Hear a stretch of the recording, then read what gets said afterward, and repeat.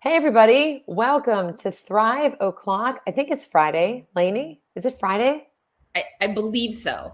I'm I like hope, 90% certain. I hope it's Friday, really. But I said to my students in school, I'm like, I'll see you tomorrow. And they're like, yeah, we're not coming to school tomorrow. So it's a clear sign that it is, in fact, Friday. And so I am excited to be here with everybody. Monday this past week, we had not the typical Thrive O'Clock kind of show. I had some people who contributed to my recent book join in. Andrew, our good friend Andrew Easton, joined in from his car until it became too dark and we couldn't see him. So, and there was like red brake lights on his face. So he left, but we were looking forward to our guest for today. But first, Lainie, how are you doing? Let us know what you're up to, what you do. So for people that don't know you, they can get to know you. Yeah. So Lainey Rowell, all the stuff's there. Educator. Yeah, I do things. This has been a really fun week. Now you probably have some conference tales to tell as well. I did DLAC was this week. I was actually doing the online portion of the conference, so did a bunch of sessions for that.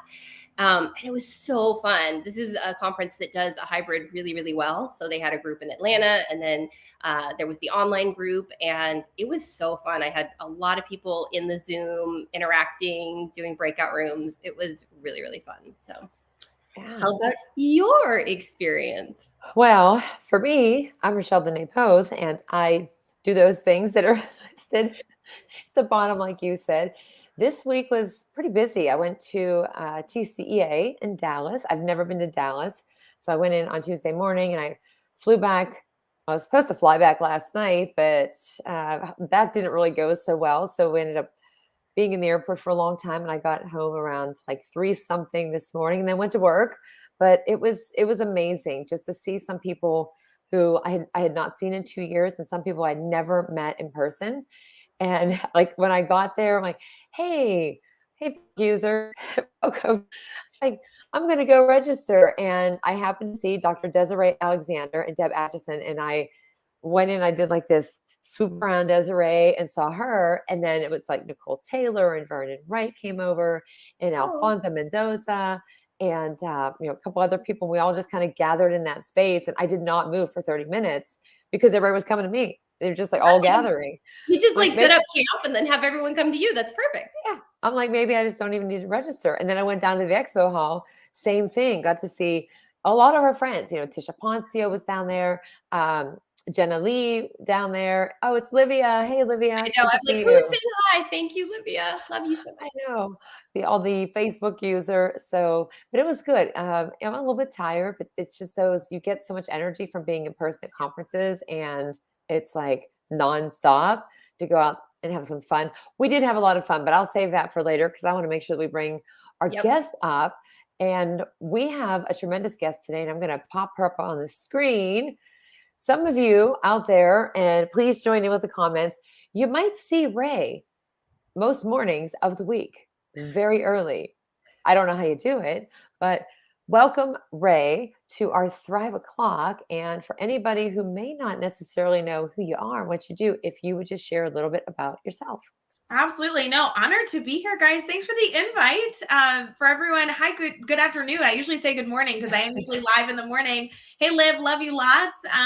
Good to see everyone. I am Rae Hughart. I'm currently in education. I work with the Teach Better team. I'm a CXO and co-owner. And in addition to that, I get to do a number of different things. I serve in a nonprofit that's statewide. I get to write books and do all fun stuff. But outside of that work life, I also get to hang out with you guys. So this is a great way to spend a Friday evening.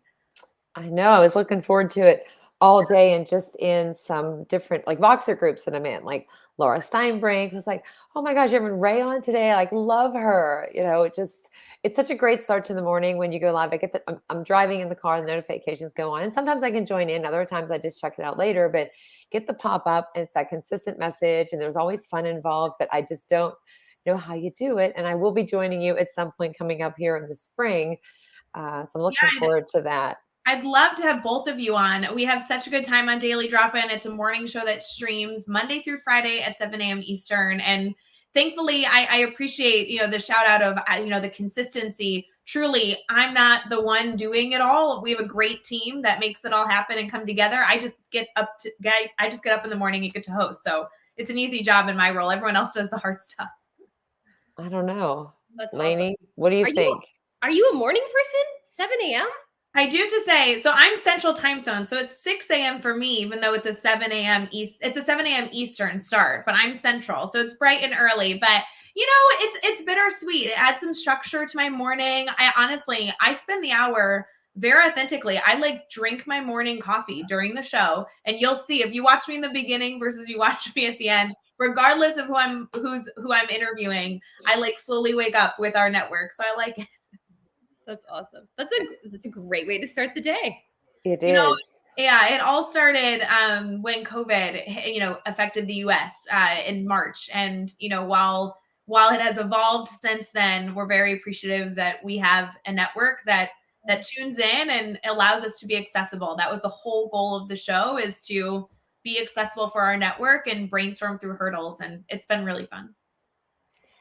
Yeah, the network is so important, and I would just say I think I had a strong network pre-COVID, but the level it has gotten to now, they're just the closest people. It's amazing. So I'm Rachelle.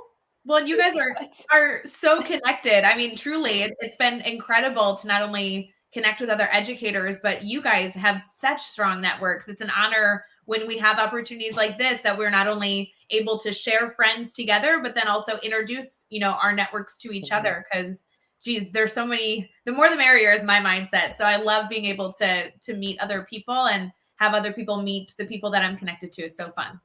And I think that's the great thing about educators. We are so happy to connect with each other. And so there has not been one person that maybe I've admired from afar, and not like a weird stalkery way, but I'll reach out to them. Or maybe it is sometimes weird and stalkery, but I'm not doing anything wrong. But anyways, and they're like happy to connect, and they're like excited to share ideas and learn together. So it's such a blessing. So fun. And again, there's so much crossover. Liv is on the Teach Better team. She does incredible work for our blog department. I truly have no idea what we would do without her. And she is also, in addition to supporting and really allowing our network to flourish, always tapping in, connect with other people, connecting with other networks. That girl is a learner at heart. I love it. So it's so fun to be able to see all of our friends anytime we tune in somewhere new. Yes. And Liv is near and dear to me. I don't think I've had a chance to say it. Love you, Liv. And the like couple of things that what you're both saying, the connections, like, I don't know if this has happened to you, but you meet in these spaces, right? And it's like your friends, you meet in a Voxer group, you join in like webinars or these types of things, and then you finally meet somebody. So like Bonnie, who has been co-host, Bonnie and I met in the Voxer group for for the Sunday at 4 o'clock faculty. We've been friends. We play Word Feud together, and we have never met in person in like 4 years. And we got to meet in person at FETC a couple of weeks ago. And, and then the other day, Alice Keeler, I met Alice. She did some speaking here in Pennsylvania a couple of years ago, like a smaller group. And then she did a keynote at our state conference, and then Coffee EDUs at ISTE a couple of times. And then she just said the other day too, she's like, is this the first time we're meeting in person, or like, have we met? Because you never know, because she's been on the show with us, and then those interactions. And then sometimes you're like, gosh, I don't even know, or like you go to the conferences and people say, hey, so good to see you. And one, they're behind the mask, so you can't totally see who they are. So you try to do the like casual, like dip down and look at the name tag just to make sure, because like, that's like difficult too. But it's so nice to have these networks and to introduce, like you said, like your friends to the others, and to make those connections, because like that creates even more opportunities. And one other thing. Oh, go ahead. No, I was gonna say, I couldn't agree more. I mean, the Teach Better team alone has like quadrupled in size in 2 years. We have 26 team members. I don't think I've met half of them in person. I mean, it's just incredible to be able to say, like, the intimate relationships they're able to form with people is so special. So I couldn't agree more. Yeah. In the one, I mean, it's not totally related, but when I go back to school today, we were talking about the conference, and my students are always like, well, how was it? What'd you do? And give them all the details. And I said, I got to meet people like that I've known for 4 years. I've never seen in person, or I've seen, I haven't seen people in a couple of years because they haven't been anywhere.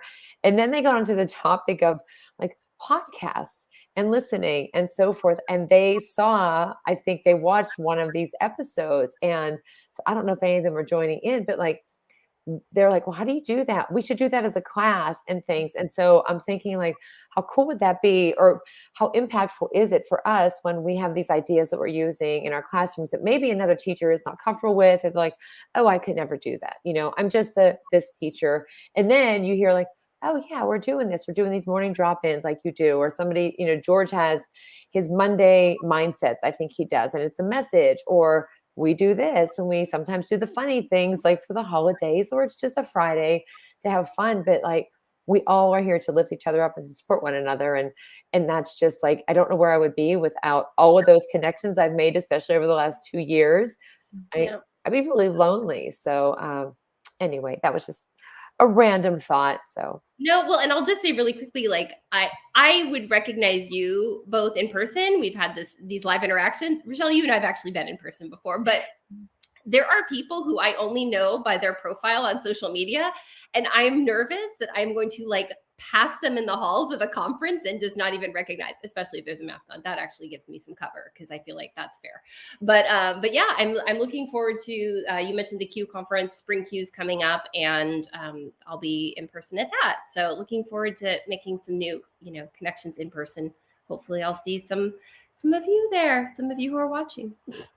And I'm gonna put a question across the bottom, so we'll see what you think. We're talking about conferences and all of these different things. What kind of PD is your favorite? No, and this is not like a this or that, would you rather? We're not there yet, but what kind of PD? And the reason I asked that, because there was always a traditional like PD is in school and it's set up and it's rigid. It could be rigid. It could be, maybe the teachers have options to give presentations or to do whatever they want. But does it have to be in a school space during that school time, or are there other possibilities out there? Like, is this PD for somebody?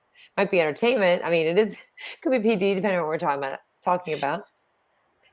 Yeah, PD is such an interesting term these days. There's so many ways to learn, just like we offer our students so many different learning opportunities that utilizing different modalities. We should be seeing that in PD now. So obviously, as a Teach Better team, one of the things that we do is that we partner with districts and provide professional development. And some of that does include, more formal 2-day workshops and really dynamic experiences, while we also do, like the morning show. We have a podcast network, things like that, that really is more listening and, choosing to engage virtually. Blogs can be PD. I think conversations with other educators are considered PD. So in my mind, professional development is just anytime you are open-minded to learning. I think that is what professional development should be defined as, because I can learn just as much sitting in a 2-day workshop with a really dynamic speaker and lots of engaging resources and tools and creativity being utilized as I can listening to my favorite educational podcaster challenge my thinking on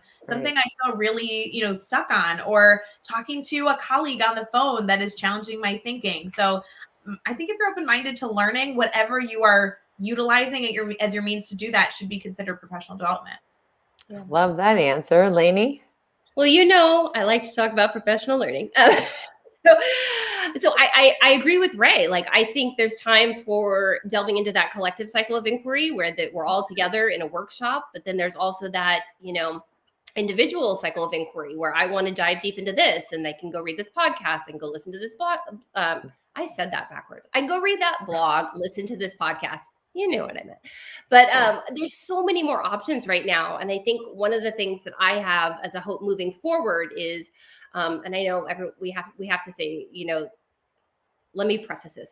I wish we didn't have COVID, but let's take the best from it. And I hope that we will get more creative in playing with time and the synchronous and the asynchronous, because that's kind of what we're talking about. It's multimodalities, but it's also thinking about, well, what are we going to do when we're together versus what can you do on your own time, having your own pace, your own path, your own, location, all that stuff. So.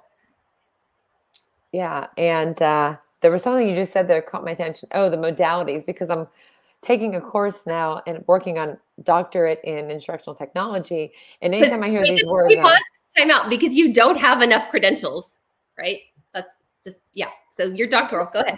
Yeah. I just needed something to do. I just needed something to do. But I'm so tuned into, because like my prep in undergrad all those years ago, we didn't have like what's available now for pre-service teachers. We didn't have the mentoring and all the access. Of course, we didn't have the technology to make those connections. And so there's so much that's out there that I don't know. And I'm always interested in learning it. And prime example, with these conferences, I tend to get a little bit busy with presentations. Either they're my own or Jamie Donnelly is like, hey, you're going to come and help me with this one. And I don't often get to other sessions. But this week, I think the most valuable one was just to have that time to talk with the different people and hear the conversations about what they're doing. Observations, of course, like I'm just thinking like, oh, could this work in my classroom? But even on Wednesday night, we were at some different social events with some different groups. And I never know if I should like name people, but I'm just going to say I was talking with Ken Shelton and Holly Clark was there. And Ken and I had a conversation about like artificial intelligence and equity and all of these things. And he's giving me this list of books to read. And I was telling him what books I read. And he gave me this other list of books to read. And I said to somebody yesterday, I said, I like all of these things that I learned just from having like 15 minutes to talk with him and to push my thinking. And we give each other some pushback. It's like amazing. And Ken had been a guest on the podcast with Dan Kreines and I about a year ago. We talked about growth mindset, which was something like years ago. I was like, I don't even know what that means. And so had this, what I thought, understanding of it. And then Ken gave this a whole different perspective of it. I'm like, gosh, and that was from a podcast. And so even those quick conversations, which is why, if you have a question, Carl, I'm so sad I didn't get to see Carl in Dallas. Like, what are the chances I didn't get to see him there? But You missed each other? yeah, I know. And it's like ridiculous because I was on the lookout for him.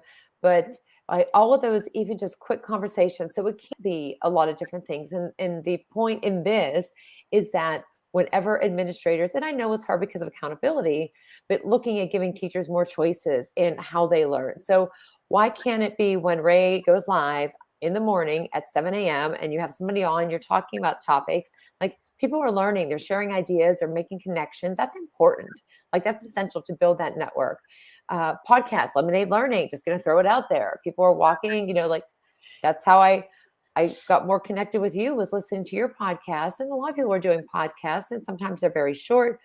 It's on different topics that might not be in your area, but like we can do the PD and the learning anywhere. It could also be just sitting at home in your pajama pants, which is nice too. Nothing wrong with that, but I don't know. Oh, wait. There we go. Sorry. I was reading a comment. Oh, Lainie, I thought I interrupted you. No. All right. So now I'm going to go into my next question. So we're talking about PD, and I know it's only February, but in the past couple of days, people are already like, FETC is over, TCEA is over. Some people are going to Spring Q, ASCD, but some other people are like not looking so much going at like across the country for traveling, but they know about a conference that's going to be happening somewhere in like closer to where I live in the fall. Any idea what I'm talking about, Rae? I assume you've got to be talking about Teach Better 2022. Yeah. And so if anybody doesn't know or anything that like, no, not necessarily spoilers, but what could you share about what's coming up for Teach Better? Because I know I can say for anybody who's listening, when I got to go a couple of years ago, that was awesome to get to see everybody and the energy. And I mean, I couldn't keep up with Dave Burgess when he talks. I was like worn out from his workout. And I was like, I'm done. I did my workout for the day. But I'm sure you've got a lot of things planned coming up. So anything you want to share with anybody, joining in? We would love to have both of you there. It would be an honor to be able to have a conference with you both, being able to speak and share all your insight. Teach Better Conference 2022 is officially October 14th and 15th. It's being hosted in Akron, Ohio, at Akron STEM Middle School, which used to be an innovation museum. So it is about the most interesting building ever because it was constructed with the approach of being an innovation museum. And then it was reconfigured into a middle school. So it is fabulous. We're so appreciative of that crew over there that are giving us the ability to have our space, our venue there. The event has a lot going on with it. So many secrets that have yet to be revealed. But as of last week, we just started announcing our 12 members of our lineup, which we're very, very excited for. We're announcing 2 speakers about every 2 weeks. We have another announcement coming this Monday.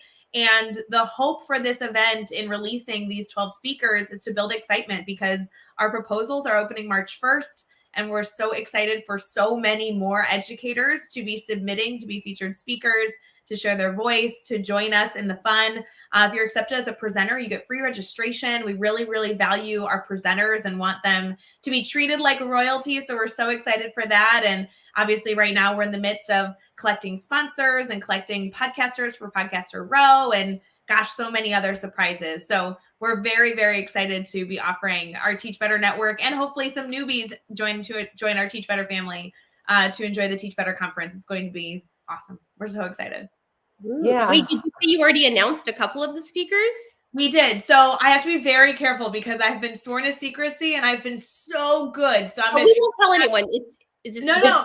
I'm just going to try Rachelle and not I. to mess it up. I'm going to try not to mess it up right now. So the 2 that we announced already as of February 11th is Alexis Shepard and Jed Derryberry are our first 2 that we just announced in our lineup.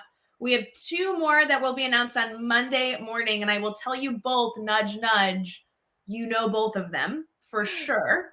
And then as we go, we'll be announcing our 2 keynotes. We'll continue to announce featured speakers. And then our hope would be that as we kind of finalize that list of 12, we'll also be announcing the selected presenters who submitted proposals that open on March 1st. So we're very excited to literally just celebrate all the people that are sharing their voice and gracing us with their presence at this event. And we're so excited. Ooh, I'm excited. So just initials. Monday. Okay, here's actually what I can offer you. We have created a silhouette image of every single person's headshot, and we're slowly revealing these silhouettes. So if you actually want to go guess, you can go find a Teach Better image and you can be guessing. We're doing a little competition right now, and the emails I have been getting of the guesses of who each picture is, it really is their headshot. So if you search, you can probably match them up. It's pretty strategic. Ooh. Yeah, I got the newsletter, that come through. I get your newsletters, right? And I saw the 2, and I did look at that, and I was like, I wonder if it's actually their headshots or if it's just like a template. So I'm like, should I spend a lot of time on this, looking and analyzing? Like, who could that be? It is truly their headshots. If you find the headshot of the person that you're eager to see, and you can see if it matches, it really will be their headshot. So that's very awesome. Carl Hooker has a guess. Can you confirm or deny? Yeah. Great guess. I think he's busy with the Super Bowl, but maybe he'll come in October. I mean, he's got some time to relax and recoup, so I hope so. Okay. So that's not a confirmation on Snoop Dogg. That felt really big. But no, confirm. I also have gotten LeBron James as a guest because we're going to be in Ohio. I cannot confirm. There's a lot of options. Anything can happen. I love it. Oh my gosh. I will tell you, I don't think, and we had some phenomenal speakers Teach Better 2019 was the lineup of a lifetime. I literally could not have, seen better educators. I was so honored to have you there. And I just I can't believe this year that we have a whole new lineup of speakers that we are just as excited to have. And one of them who will be keynoting Saturday morning, I think I'm going to pee my pants that they're going to be there. So. I want to almost pee my pants. I can't wait. Tell you, it is going to be, I might have a heart attack on stage. I just want to be clear. Oh my gosh. Yeah. Carl, sorry, Dog Double G. I didn't even notice it the first time. And since Carl's here, I'm going to say for anybody, well, first of all, if you have any guesses, drop those in the comments. We'd love to hear, because Carl was already doing that. It's a great idea. So we'll see if Snoop Dogg, I'm going to go study and see, I wonder if Snoop Dogg, if that's one of his profile pics there. But just a shout out to Carl, who has another book out there that was released a couple of weeks ago. And it's called Ready, Set, Fail, Using Failure and Risk Taking to Unlock Creativity and just saying it's the #1 new release in curricula. So I don't know. Just gonna throw that out there to highlight. Go Carl, even though you put the dog with the 1G. It's okay because we're learning as we go. But It was a failure, but he learned from it and he moved yep, forward. I mean, he he practiced what he did. Oh my gosh, too funny. So we, Ray, anything else to share that you want anybody to know about, like what's coming up besides the So conference? Because that's in the fall. yeah, I was going to say, for those of you who are interested in the Teach Better conference, but just can't wait till October, we do have our 12-hour live happening on February 26th. That is literally 12 hours of professional development that will be streaming on Facebook, Twitter, Twitch, LinkedIn, and YouTube. We have over 100 giveaways. We have almost 70 guests, and we have all different topics that rotate every half an hour to hour. So that agenda just came out, and it's a little bit of a conference feel, but it gives us a little dose of some Teach Better energy before October. Right, and you said that's March. That is February 26th, 8 Okay, a.m. so I was. Yep, February 26th at 8 a.m. Eastern. It goes till 8 p.m. Eastern. It's a full 12 hours. There's no breaks. It's the whole 12-hour show. All right, because you don't want to know what I typed in first. I had March 21st. Close. February 26th. It was close. And now I have February because my E sticks. So safe space, real good. So Carl has a question. I don't know if you saw that, Rachelle. Yeah. So Carl, we would be honored to have you at the conference. Holy moly, that would be just so stinking fabulous. The conference is in person right now exclusively.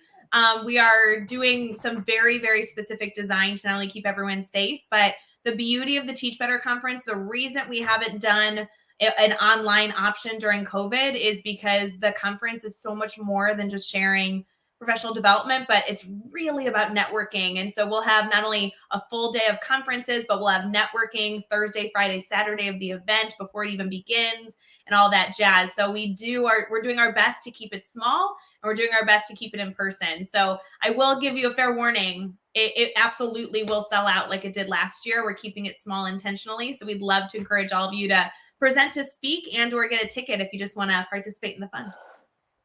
I love that. Oh, Carl. I know.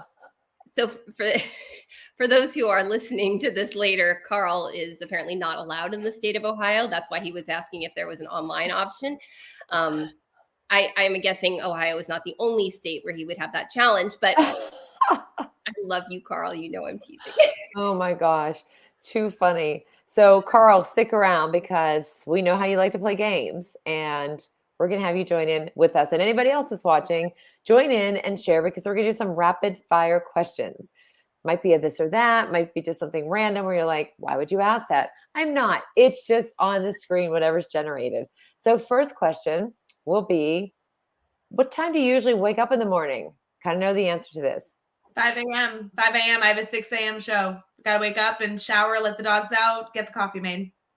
All right. Lainie?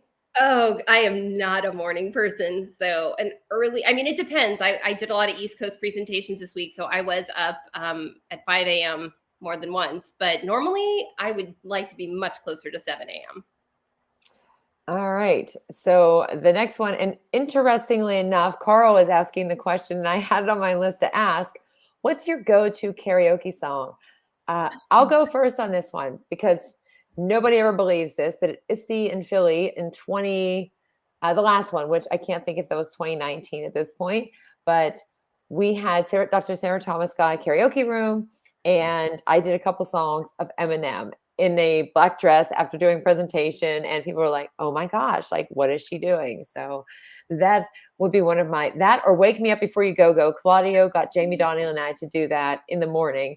So we'll say those two. How about you two? I was going to go something Disney because I can't remember the names of songs or the words of songs, but whatever you heard as a child, I feel like is stuck in your mind. So give me like, I Can Show You the World and, Aladdin, like something like that. Like I got all those words down totally. All right. Lainie? So I'm going to go with September by Earth, Wind, and Fire because I believe it's only like 90 seconds long, and that's all I should subject anyone to. So it's in and out real fast. All right. Here comes the next one. What is your go-to lazy dinner? I can do this one real fast. It's going to be a reorder on DoorDash. Like last thing, reorder. Oh, so you're going lazy, not quickest, because that would be my laziest for sure. I'm so approving that. The quickest and laziest would be just like a glass of wine. Done. Oh gosh, now I have answer envy, because that is a really remarkable. I mean, it's got fruit. Yeah, it's fruit. It counts. Yeah. Look, Carl, I heard that real Slim Shady, but then he also said disappointed none of you actually sang it. Oh yeah, no. I almost did when you said "wake me up before you go." I'm like, oh, that's like immediate. You feel like you got to rock it, but I'll save you. I'll save you, Carl. Yeah, Katie Novak in here. You don't even have to ask her. She just breaks into song for any reason. Yeah. So. Yeah, I could, and so does Mel. Mel does that too. Oh, and she has why did I do that again? The next question for you, and I won't put it up on the banner, is: do you think that you could win a game show? Like if you were on, I don't know, some type of game show that's out there, do you think you could win? And if so, which one? Yeah, I don't know. My go-to answer is absolutely not. But I am a middle school math teacher, and my background's all with hanging out with 11-year-olds. So I'm pretty good at minute to win it games, to be honest. A lot of practice. So maybe. That's a good one. Lainie? I think this pause right now is telling you I'm not the quickest to respond. So maybe I would not be a good game show contestant. But I mean, I don't embarrass really easy. So maybe I would be super enthusiastic and I could get some points on that. I feel like I feel like we could do Family Feud. I feel like we could have fun with that at some I would love that. Let's do it. Yeah, let's write in and see if they'll take it. And Carl says, bring it on at the Teach Better conference, right? And hey, Scott, yeah, after the long time at the airport last night, I don't know, but I'm getting energy from the people like Lainie and Rae, and of course, Carl joining in. Okay, here's another question for you, and we'll see if, I don't know what anybody's answer is, but have you ever won a contest? And if so, what for? I don't have like a fun answer. Like, yes, I have. There was a few contests to win money. My first year teaching, we raised all this money to do some cool thing with our students. So in that regard, yeah, but that's not like a fun contest, like a hot dog eating contest or something. That would be way cooler. That would be really cool. Well, Rachelle, I'm going to ask you first, and then I'll answer. So, how many contests have you won? That's what I'm going to ask. How many contests have I won? I will give two that are completely bizarre things. So the first one, I won a dance contest on a boat at a Penn State bowl game, and it was just like, they did a dance off. So I won. It wasn't the greatest prize in the world. I won some weird CD. I was 19. So that was kind of fun. I didn't win the lip sync contest that I got into the year prior to that, but I won a Roomba because there were these like those house party things that were around. I don't know if they're still around now, but you had to send a picture of like why you needed a Roomba. And I had like 7 different vacuum mops, brooms jammed in there. And of course I put the cat in the middle with some kind of funny caption. So I won a Roomba. And so there's that one. My mom and dad won a trip to London years ago. So that's pretty awesome. And coming up with a half-court shooting contest once and $2 on a scratch off. Hey, oh my gosh, Carl, seriously, Roomba suck, literally. No. Look, this is not a paid sponsorship situation, but I'm just going to defend the Roomba because ours, which has been named Jeeves, is like a family member, and we love him so much, and he keeps me sane. So I don't know what you're talking about, Carl, and I thought we were friends. My gosh. So that was a good one. Rae and Lainie, do you have time for like 2 more? Sure. Okay. So here's this one. Do you think you would make a good spy? And if so, why? I'm hesitant to answer this. I think that not answering it makes you a good spy. Oh, I like that. Just saying. Right, I don't think I can't keep a secret to save the life of me. So I don't think I'd be a good spy because the moment I figured something out, I just blab it to the first person I talk to.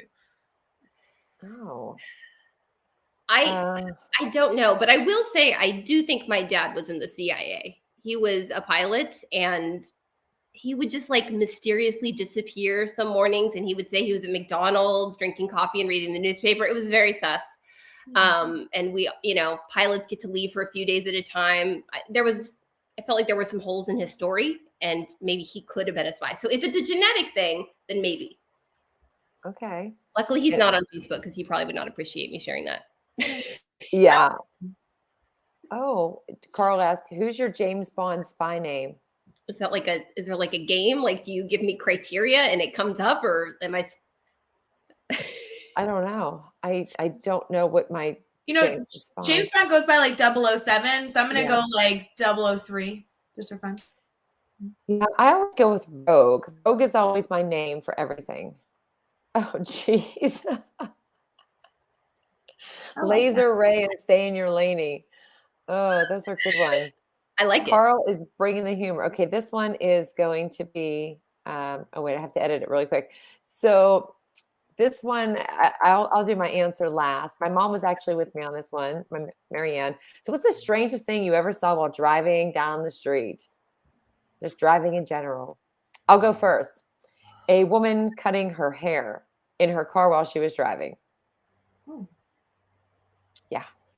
With scissors. Yeah, that was not very safe. I feel like I might drive down some really boring streets. Nothing comes to mind. I'm going to try and go some new routes just so I can find something to answer this question next time.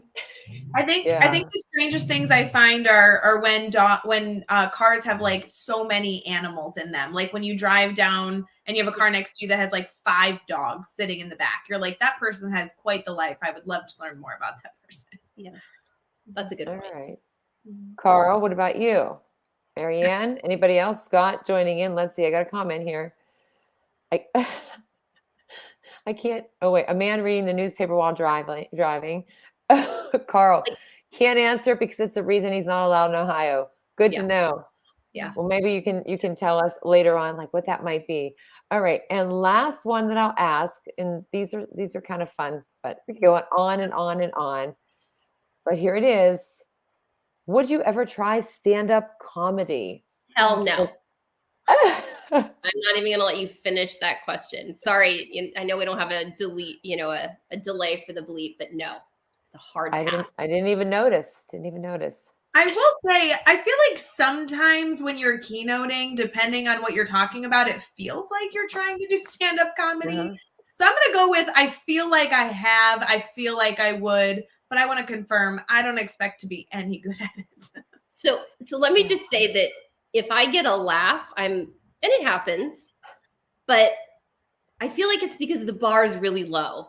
Like they're not expecting me to make them laugh in a keynote. So it's a bonus if it happens. But if I have to get on stage where they're expecting that, I can't handle that kind of pressure. That's a lot. Scott says you could do it, Rae. That too. I agree with you, Scott. And Carl every day in his house, and the kids boo him off of the stage. But Carl is very funny. There comes the cat. Anyway, I would say, like you, Rae, I feel like that sometimes because even in the last couple of days doing some sessions at TCA, talking about augmented virtual reality, artificial intelligence, just some of the things that my students do and that they say, I come up with like just funny stories, or not necessarily related to them, but I think of some fun things, and I feel like, yeah, maybe I could do this, but I don't know that I'd be that funny. Now, Carl, my money's on Carl. I think out of everybody that's joining in right now, no offense, Scott. And Scott, thanks for the catch up. I'm just gonna throw that shout out there, but I don't know, but I do feel like sometimes being in the classroom, it does have its moments as also feeling like you're doing stand-up comedy, because like you never know what's going to happen. So anyway, it's all improv. It is all improv every day, especially today after having like 1 hour of sleep. It's like, all right, I think it was kind of funny today. I was very relaxed though. So we thank everybody for joining in for our game. We thank Carl and Scott and Marianne for participating, because that was fun. And we always like to ask, more so Mel when she does this, but I've been doing this as well. Anything, advice, tips, things that you want to share for anybody for, the rest of today or the weekend as they prep for next week. Thanks, Carl. Something that gosh, let me think. Something that I want to share, advice. Gosh, there's so many things that we could touch on. It's Friday. There's so many relaxation strategies and everything in between that we can be talking about. I will say every day on the daily drop-in, we celebrate holidays. It sounds like you guys might do something similar occasionally when you guys are live as well. And yesterday was chocolate brownie with cream cheese day. And today there were so many different holidays. And one specifically was that it was latte day. So in my mind, some of the best advice I can give you is to look up wacky holidays every day and find one of them to celebrate, because it will add some humor in your day. Because I feel like every morning when we report out that it's World Umbrella Day or it's, pizza day that was earlier this week or something like that, always adds for some humor. I think sometimes the stress of what we do can weigh on us so heavy, and we sometimes are so inundated with other responsibilities that we don't get to take the time to laugh at silly things or kind of appreciate the small stuff. And so if you ever have an opportunity to check out a website that tells you the goofy holidays for the day and challenge yourself to do one of them, I just think that adds such a fun opportunity there in your day. Yeah, and I will add to that I get subscription boxes, multiple ones. This one's my paper box, but in the Thrive and EDU community, I try to find something that's interesting and pop those in there. Like, can you guess what it is today? Just because it's fun and people try to guess. But for anybody that wants to know what February 11th is besides a Friday, it is Make a Friend Day. We've made some friends here today, hopefully, and Inventors Day. So you still got time left in your day. Go and make something amazing. And tomorrow is Lost Penny Day, so be on the lookout for some lost pennies. How about you, Lainie? Oh, I mean, I'll just, I don't necessarily have advice to others, but I think what I would tell myself, and maybe it will help someone else, is just to really savor the time of the weekend and be present. And I have my mom in town for the weekend, and she lives in Hawaii. I know, tough life. And I don't get to see her all that often when she's an ocean away. So I'm just going to try and savor every moment with her this weekend. So great advice. Yeah, great advice from both of you. And so we thank everybody who's joined in now live, who is checking us out later on any of the places where this is being posted or in the recording. And it will be downloaded as a podcast, so that'll make for a good one too, with all of our interactions with our guests. But we will see you not on Monday, because Monday is Valentine's Day and you never know. But we do have a special guest on Tuesday. Tom Murray will be joining Thrive and EDU, Thrive O'Clock, for his second visit with us. And I saw him this week at TCEA. So looking forward to chatting with him. And I think, Lainie, you might be with me on Tuesday as well. Yes. Hey, friend, when you say, will you, I say yes. Yes. All right. Well, Rae, thank you for joining us today. And I appreciate it. Rae, I'm so happy I got to chat with you today. Thank you so much. So fun. Thanks again for the invite, girls. Oh, yeah. All right, everybody. Thanks, Liv. And we will catch you on Tuesday. Have a great weekend. Take time for a nap, because I sure will. And we'll see you soon. Bye.